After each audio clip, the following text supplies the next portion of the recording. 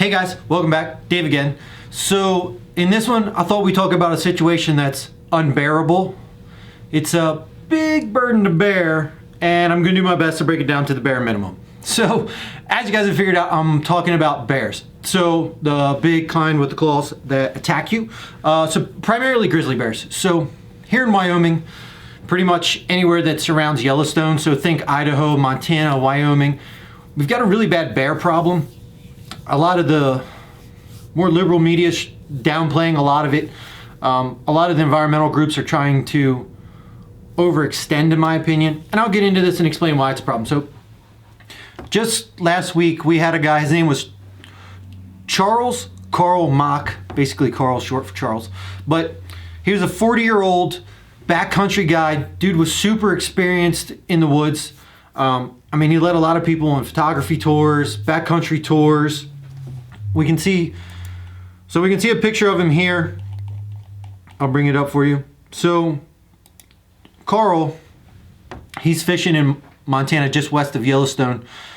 And I guess, in the middle of the stream, he's out there, had bear spray with him. This bear come charging out of the woods, attacked him, basically mauled up the top of his head and his face. Finally, it left him. He was able to get away, got to the hospital, and he had a bunch of surgeries, 7 or so surgeries. They thought he might survive, and then unfortunately had a stroke and just passed away earlier this week. So feel really bad for his family. Condolences passed along. You can see him here. Seemed like a cool dude, was into a lot of the same stuff I am. Definitely a situation I could see myself in, and that's sort of what prompted me to bring this up. Dude must have been an awesome mechanic, as you can see here, as he rode a Polaris. So for all you Polaris guys, you guys are great mechanics. Kudos to you. But anyway, so it's really early in the year for an attack of this nature. So if we take and we look at this chart, it runs back to 1992. We can see, before July 1, we typically don't see a lot of attacks. If you do, it's guys that are out shed hunting, so antler sheds that are out there. Guys are out looking for those. Maybe some fishermen, that kind of stuff. And 92 through 2019, relatively pretty safe in the springtime. A large majority of your attacks occur in the fall. You've got a lot of hunters out there, so there's a lot of people in the backcountry. But last year, just sort of unprecedented, a high number of attacks. We're already seeing someone killed this year. It's getting kind of out of control. And it's really bad for a couple of different reasons. So bears are getting more emboldened. And if we go back and we look at Carl's case, so they sent in 7 Fish and Wildlife and Forest Service guys to investigate the scene. Whenever there's a bear attack, they send someone in to investigate whether there's a death or not, but if there's at least an injury, someone's going in. So 7 of these guys go in. This bear, a 492-pound male, actually charged the 7 of these guys, and they had to shoot and kill and put the bear down.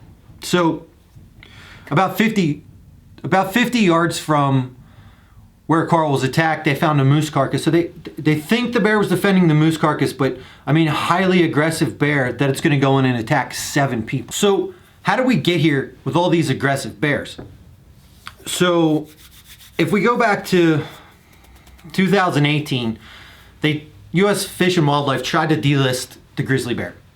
So initially, when the grizzly bears were put on the endangered species list, the goal was to get them to 700 bears within the greater Yellowstone ecosystem. We're not counting the ones in Alaska and the other ones.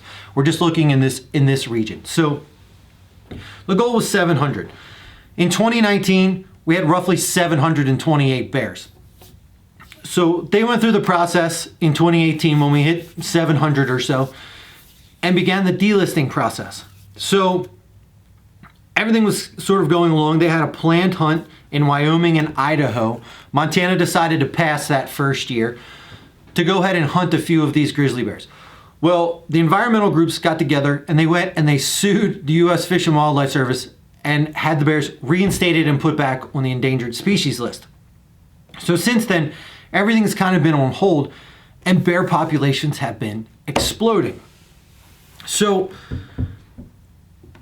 I've spoken to people unofficially that say the bear population's probably closer to 1,000. No one has any data or facts that they can point me to or are willing to share. But Here in Park County, we arguably have the most interactions with bears. There were 46 bears that had to be put down last year that were considered problem bears. So, that can be repeated attacks into people's homes, attacks on people. It's getting really dangerous. It's something we need to look at. We need to begin to talk about. These bears need to come off the endangered species list, and we need to start to have some control out of them. When you look at a bear like 399, yes, she's super popular and that's great, and she brings people to the park. She had 4 cubs. When bears are having this number of baby bears, there's a population explosion going on. Not to mention, is it bad for the bears? And it's bad for people, but it's bad for the elk and mule deer herd populations. So, these bears are wiping these out. Couple them with the wolves and the coyotes that are out there. It's not going to be long. We're not going to have a lot of elk left. Moose, you don't see many moose anymore. It used to be one of those things you could find a moose fairly frequently, and they're really cool to see.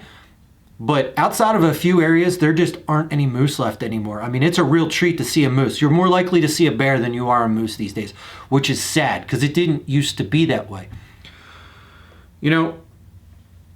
Back in 2007 under George W. Bush, they tried to delist the bears. In 2009, the environmental groups got together and put the bears back on the endangered species list.